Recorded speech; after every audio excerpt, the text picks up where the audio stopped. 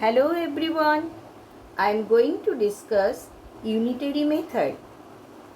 The word unit means one.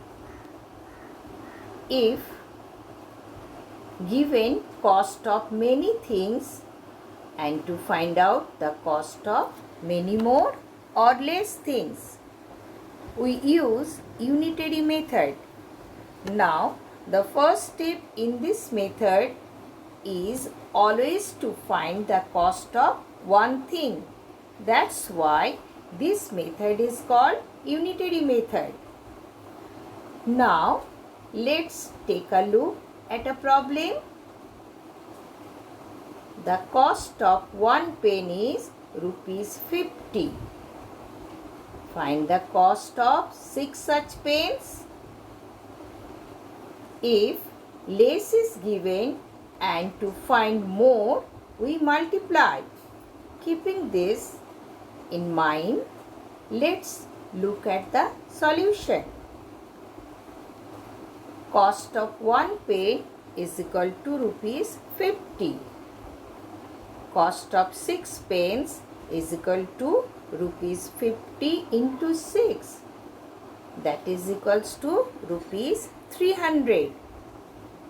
Thus, the cost of 6 pens is equal to rupees 300. Now, let's look at another similar example. A basket has 100 apples. Find the number of apples in 25 such baskets. We will use the same procedure to go from less to more. That is, we will multiply. Now, let's look at the solution. Number of apples in one basket is equal to 100. Number of apples in 25 baskets is equal to 100 into 25. That is equals to 2500. So, total number of apples in 25 such baskets is equal to 2500. Now, let's look at a new problem. Cost of 5 ice cream is rupees 200. Find the cost of one ice cream. If more is given and to find less, we divide. Now, let's look at the solution. Cost of 5 ice creams is equal to rupees 200. Cost of one ice cream is equal to rupees 200 divided by 5. That is equals to rupees 40. Thus, the cost of one ice cream is equal to rupees 40. Now look at another example.